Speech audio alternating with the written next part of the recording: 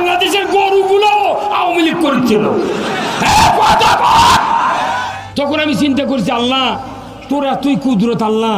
আহা, ওই যে একটা বটতলা একটা পত্রিকা যায় নির্বিঘ্নে শুয়ে থেকে ঘুমাচ্ছে, উপর দিক থেকে চিন্তা করছে যে এত বড় গাছ, এটার ফল হচ্ছে ছুট্টা না, আর তালের গাছে এক পায়ের উপর দাঁড়িয়ে থাকে, তারই বড় বড় তাল, এটা আল্লাহ ঠিক করেনি।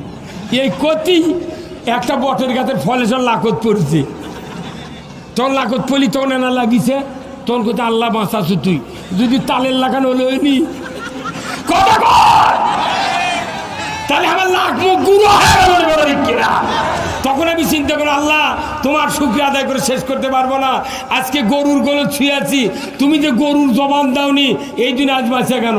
যদি গরুর জবান থাকতো ওই মোবাইল করে পুলিশ করলেনি, এটি শুয়ে আছে। কারণ বাংলাদেশের গরুগুলো আওয়ামী লীগ করেছিল।